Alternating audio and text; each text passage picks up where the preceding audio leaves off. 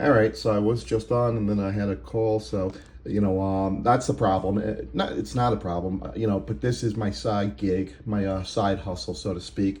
So again, it's and I'll post up the other video when I got the call. But today is Thursday, May 22nd. It's 9:29, 43 seconds. And the market's about to open in about 14, 13 seconds, something like that. And we're going to see if we could pull out a trade. I got my usuals up there: Palantir, Tesla, Apple, Nvidia. So, people ask me, friends of mine, there's the bell. So, a lot of people ask me, how do you know what you're trading beforehand? And I always say, listen, it's about the market, which way it's going, and it's about what I feel comfortable trading. So right now, Apple's making a nice dip on there. So possibly I might want to get into that. It's trading at the 200 level, which is a very strong level for it to hold. So I'm not going to trade 1,070 shares. I'll be honest with you. That's stupid in my opinion. So let's see what we can do. 215. I'll start off a little lighter. So, okay, so it's holding that 200 level right there. Let's see what Palantir's doing. Palantir shot up. We're definitely going to be looking for a reversal on that one. Let's see what Tesla's doing. And Nvidia. All right, so we're going to go into Apple right now. So we just bought 1,500 shares of Apple. And it's definitely made it chug down, so to speak.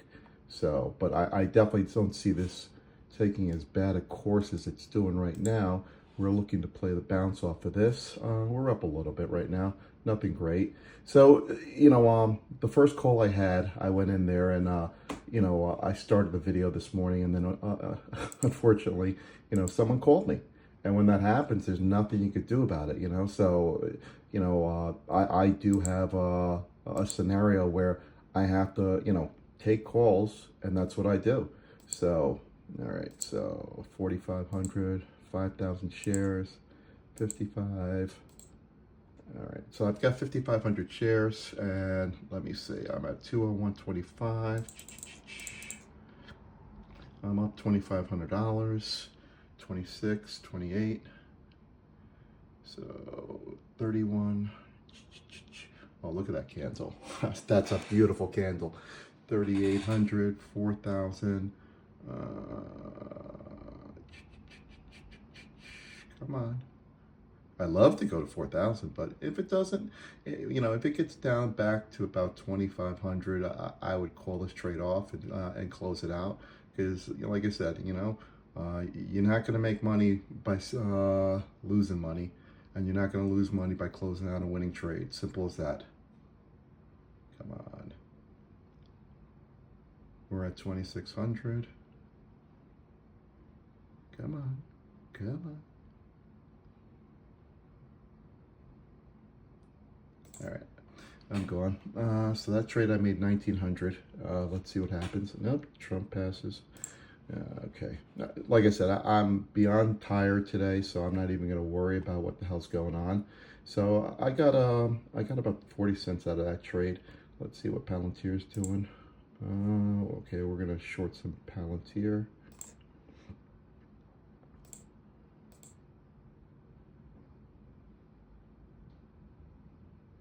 I might have just picked up the worst trade in the history of man at this point. All right, let's see what we got going. All right, so we're up 3,200 right now on Palantir. I shorted 8,500 shares. So 44, 43, 45, 5,100, 5,600, 5,800, 62. Ooh, this is a beautiful trade. So when people ask me, like, why do you do the same thing over and over again? Because you know what? Sometimes you understand that stock better than anybody else. And sometimes you can read the mindset of it. And that's how come you go back and over and hit it again. So this one's turning into a monster winner. I'm up over 10 grand on this thing. Well, I was. So I'm going to start closing this thing out because, at 10 grand, how much more do you think you're going to win, So it might keep dropping down, but like I said, you can't be thinking that you're going to get $15 out of every winner and stuff like that. So right now it's 9:34 and I'm up about $12,000 on this one trade. 12, a little over 12,000, 12.4, 12.5. So I just took off everything. So I closed out at $12,000, 11.9, and today I'm up 13,850, and it's 9:35. So that was two simple trades, actually, very simple trades. And you know what? There's my buying power. And I'm just looking at the charts right now, see if I want to do anything else. I really don't want to, I got to be honest with you, you know what I'm saying? Apple fell back down. So it's at $200.16, and Palantir continues to drop. So I would have still been, let's see what he closed out at Palantir. So Palantir I closed out at 123.41. Oh no, I bought at 123. I closed out at 122.01. So, yep, I made 50 cents extra because now it's back at 122.50. It's climbing back up. And you can see right here, this is where I went in at 123. And then at 122.01, I covered the sale. And that's where I bought back. So that was my profit there. Apple, I was at 245, 42, 28, 63, 67, 70. I just kept buying up, and then I closed out the trade at $200.98. And now Palantir is coming back again. So I feel good today because both of my trades were really excellent trades. And so, that's my mindset. My mindset is that I go in there if I feel confident of a trade and it starts going my way. And don't get me wrong, as they say, I'm on a heater right now. There's going to be days where, and I've had these days 100%, where no matter what I do, I can't pick a winner to save my life. You know what I'm saying? And then there's days where no matter what I do, I'm confident in what I'm going to do. Okay. And let's see what's happening with Apple. Apple started to chug up again. So, but, you look at these long candles right here, and this tells you what's going on. And this tells you what the problem is, what you're looking at. But just so you know, this is real. This is live. This is me. And eventually, maybe in a week or a couple days from now, I am going to stop posting these videos because I want to get a setup. So I've been talking to a few people because, this is really, I got to be honest, it's annoying when I'm on my phone and then all of a sudden, I get somebody calling me, and asking me questions about business. And, next thing I know, I got to lose the video, which is a real pain, you know what I'm saying? So, the one thing I'll discuss today is that I'm done. I'm done in, literally 7 minutes, 8 minutes with $14,000. So I can't complain. Now, can you overstay your welcome and trade more and more and more? I used to do that all the time. I would, be up $2,000-$3,000. And then by the end of the day, I would be up $200 or down. I've had swings where I've been up $3,000, $4,000, $5,000, $10,000. And then by the end of the day, I'm down $10,000 or vice versa. I've been down, in the beginning, $5,000, $10,000. I crawl my way all the way back to where I'm positive by $100. And then my mental attitude is like, oh, that's not good enough. Now I got to turn a profit. And then you start taking these stupid trades, okay? And with those stupid trades, the next thing you know, you're down 10 grand again. And that hurts probably more than just losing. It really does. And, that's the mindset, that's why everybody tells you all the time, if you take a losing trade, just stop. Just stop. And I'm telling you from experience, if I've ever caught, 1 or 2 losing trades in the morning, I just stop because you've got to reset your game plan. You've got to look at it and then reevaluate it, because what'll happen is right now, if I was down, I'd be looking at Apple and going, oh, I think it's going to go down now. Or I'd look at Palantir, oh, it's got to bounce, you know what I'm saying? Or I'd look at Tesla and say, oh, it's starting to hit the, resistance level. Yeah, I've got to definitely take this one down. And right now, it might be right at 9:39, but what ends up happening is that, 10:30, 11 o'clock, 12 o'clock, volumes dip down so much that the patterns now don't respond to the way it should. So, 9:30 to 10:30 is the reason why trading is the most beneficial, and you can lose the most in the morning if you don't pay attention to your rules and stuff like that. But the reason why you go into 10:30, 11:30, 12:30, 1:30, and people start to lose and give back money and this and that, you start taking trades out of desperation. Now, you say, well, if you're trading every day for a year, why are you going to be desperate? Because your mental psychology tells you whatever the last thing that happens, the last trait that you have, that's what's going to cause you the problems. You know what I'm saying? So if you're positive, you're going to be like, oh, I'm the king of the world. If you're losing money and you lost big, you're going to want it back. And I was exactly the same way. So that's the biggest problem there. So that's why I look at it and say, you know what? If I lose, I don't care. I'll take it. I'll come back to fight another day. Go take the dogs out for a walk. Go hit some golf balls. You know what I'm saying? Granted, it's been pouring today, so it sucks. But that's what you want to do. Go take care of something. That's why. When people ask me, like, why don't you do this full time? And I tell them, because honestly, if I did it full time without my mindset being correct, and I know my mindset, I'm a gambler. At heart, I love to gamble. No two ways around it. If I did this full time, I could promise you, almost to a T, I would lose everything. I would be laying down, bets. Basically, in my opinion, I would be laying down money like there was no tomorrow. And then if I got into a losing streak, it would just evaporate my account. Here, if I lose $3,000, $4,000, $5,000 today, in all fairness, you know what I'm saying? I'll be like, okay, I'll come back tomorrow. Lousy day. You know what I'm saying? There's nothing I could do about it. You know what I'm saying? I won't be happy about it. I'll be dead honest with you. I'll be a little ticked off. Anybody who lose $5,000, no one's going to be smiling. I can promise you that much. You know what I'm saying? But I also know it's the same thing as 20 years ago, when I lost $500, or $50, let's put it that way. When I first started trading, I traded with a buddy. We opened up a joint account, and neither one of us had a clue what we were doing. Okay, this is going back in the early days of online trading. And we would get on there, be on the phone, talking to each other back and forth. I'd be on the monitor, looking at it. And we would break every possible rule. Now, this is, we were young at the time. We were in our 20s. And we put together 60 grand at that time. And, going back, as many years as it was, 30 years, you know what I'm saying? At that point, 60 grand was like, house money. You could, basically get a deposit or buy a house, depending on where you lived and stuff. And we would put these wagers on, and everything that we did was all in.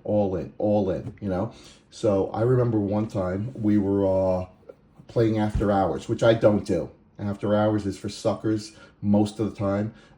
Pre-market is for suckers also. You get in there, unless you know something, there's no point to doing it. So we would basically go in there, and we would literally guess what the market was going to do. So if Yahoo was reporting earnings, we're like, yeah, I think it's going to blow it out. Or Amazon or this. So one day we got in there and we're both convincing each other that Yahoo was actually going to blow out the earnings. So we're like, yeah, go long, right? So we loaded up the account at 3:59 at 4 o'clock, and next thing I know, we're waiting for the earnings. Next thing I know, we're down literally like $20,000 in the matter of a second. Because if you know after markets, it goes from, let's just say the stock was trading at 50, in a second it's trading at 39, and progressing to go down from there. So we're down $20,000, $30,000 in the matter of a second. and we panicked, and we're like, what do you do? What do you do? What do you do? We bought it. We sold everything, and then we're watching it go back up to our original purchase price. So then we buy it, okay, and at that point it reverses on us again and goes down all the way. So it was we end up losing so much money. We had to refund, refresh the account on that one. So you can see sometimes the monitor goes blank on me, whatever. But we basically had to look at it, and that's what we did. We ate it. We ate it hard. So that's why I don't trade aftermarkets. And if I do, if I want to gamble, I'll look at something and I'll wait till they report earnings, and then I'll wait for the overreaction on it. And then after I see the overreaction, it's oversold, it's broken resistance or support, and you've given it a 2 or 3 minutes to really digest what's going on, yeah, I'll go in and buy a few shares. Nothing crazy, you know what I'm saying? But I'll buy a few shares, and then I'll look at it and make a few bucks. But at my point in my life, it just doesn't pay for me to do it. And most of the time, I'm nowhere near the computer at 4 o'clock, looking to play anything. At that point, like I said, once I hang this up, I'm going to basically call it a day, and I won't look at stocks the rest of the day until tomorrow morning. That's it. You know what I'm saying? You can look at my screen today. You can see the setup. I'm going to finish up it, and that's that. All I'm going to do at this point is I'm going to flush out my cash, put it into my account, and then keep my basic amount, what I'm in still, because I never like to increase my position in terms of how much capital I have in my account. So I do a direct transfer right after I'm done here, because I know I'm not trading anymore. So that 13,850, I'm going to take the whole thing out. I mean, I might leave a few bucks in to cover expenses and stuff like that, trade fees and stuff like that, because, obviously you have to have, a direct to market account. If you don't have a direct to market account, you're an idiot, if you're, and I learned that a long time ago. If you're trading, Robinhood or Webull or, even Thinkorswim, Thinkorswim's probably the best out of all of them. But if you're thinking that, that they're great because they don't charge a fee, you're an idiot. Point blank, you are possibly really stupid, because guess what? They're at that point they're taking both sides of the stock, and they're making money on it hand over fist, and you're not getting the best price guaranteed. So you might think, oh yeah, at 132.25, at Palantir, I put it in there. And guess what? You're gonna get it, but unfortunately, you're gonna get that 132.25.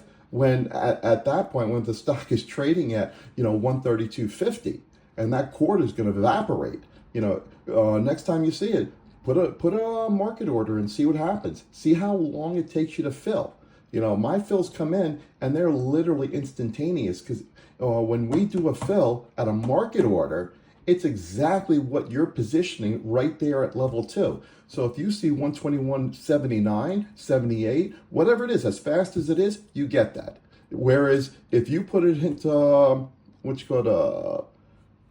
Robinhood, Thinkorswim, or whatever, so I put a market order in now, it's 80 by 86, okay? You're going to see it's going to wait, and guess what? Now you got 94, because it just popped up to 94. So you're like, oh, it's only 10 cents. Well, you know what? 10 cents per share times 1,000, you're paying a lot of money at that point. Nobody in the world charges 10 cents a share as a fee. Nobody. It's pennies, tenths of pennies. So where, Thinkorswim might get a dime out of each share, and sometimes it's even more than that. I have friends of mine that work as market makers, and they've told me how this works. They're physically can't do it. There's algorithms and there's computers that handle it. So they're basically lining it up and then positioning it out. And at that point, there's people who are going to go in there that have relationships with it direct to market, and they get the best prices. And then you have the scattering of retail buyers that go in there, and they just get the worst pricing there that's available. Now, they're not going to rip you off with $1 spread, okay? That's going to be insane. But, I can promise you this much. You wait 3 seconds, and you're trying to get out of a stock. And you see this most indicative if you're trading a stock that's like $5 or $4 or something like that. If you go into those stocks and you throw a market order in, the next thing you know, you're going to see what's called slippage. And slippage is, you know what I'm saying? So that's the biggest issue right there. Anyway, that's my day. I'll talk to you later. Bye-bye.